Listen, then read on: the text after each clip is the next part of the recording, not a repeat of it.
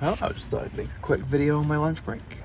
Just going to talk to you about The Thursday Murder Club by Richard Osman. Just read this recently. It's been quite a popular book on YouTube. Probably because of Richard Osman's fame as a TV presenter.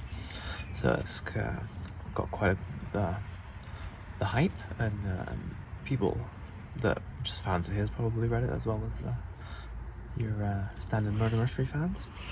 And so basically, the Thursday Murder Club is based in an upmarket retirement village in somewhere in the south east of England.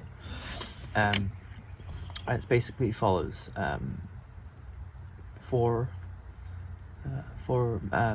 residents of this retirement village that have started a murder club in there, like the communal kind of meeting space. And we see the world through Joyce. Mainly kind of, it's told in the third person, but we also get Joyce's kind of diary entries. And Joyce is a retired nurse, who's the newest arrival of one of the new arrivals of the retirement village, and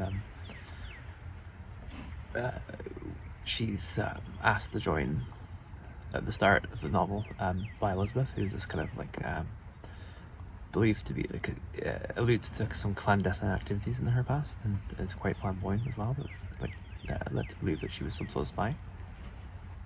But it's very much alluded to often by her, so we're never really too sure. And then there's also Ibrahim, who's a retired psychologist who still actually has some patients' files and occasionally does some psychology on the side. And Ron is the other member, who is a ex-Firebrand political, like a union leader, very much in the kind of Arthur Scargill, Bob Crow kind of mold. Very much anti-Thatcherite. And so yeah, that's kind of the four main members, and they hook up with a new PC Don DeFreitas, who's kind of relocated from London to this quiet town because of a breakup, and she's kind of like trying to establish herself as in this new surrounding, but it's very much more country than inner city metropolitan police in London. And her boss, Chris, who is investigating the murder, who starts investigating the murder that occurs at the start of the novel.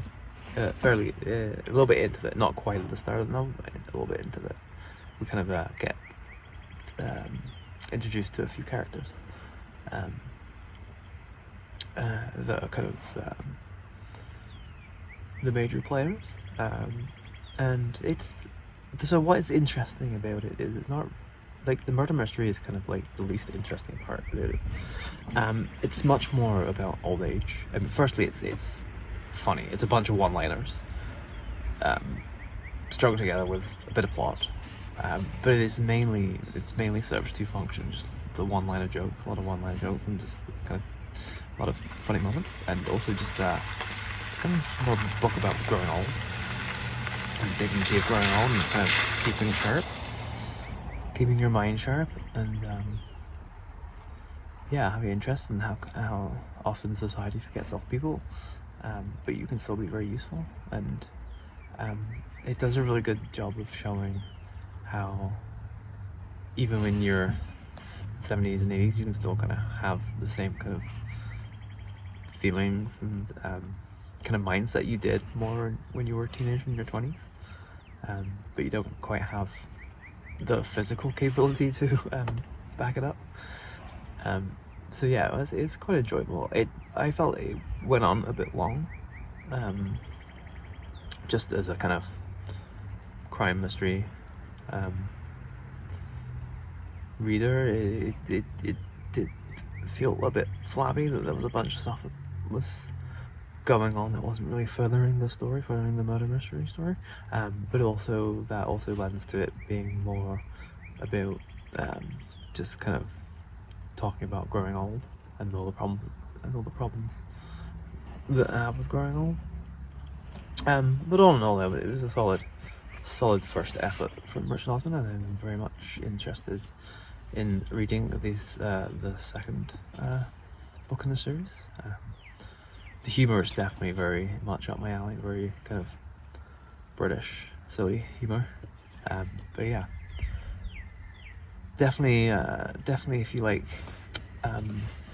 more, it's not quite a cozy mystery, but it's more on that style. There's definitely people who are set up to be uber villains, and there's a kind of more of a comedic.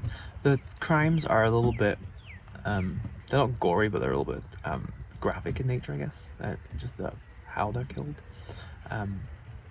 but it's not too dissimilar from like a cozy mystery.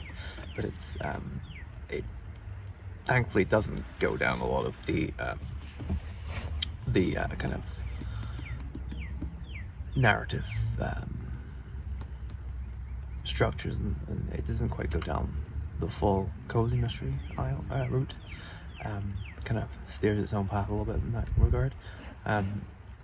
But I think if you're a cozy mystery reader, you definitely get a bit of a kick out of it. And yeah, that's basically it. Yeah, I would recommend it with reservations for sure. So hope you all enjoy that, and I'll see you again.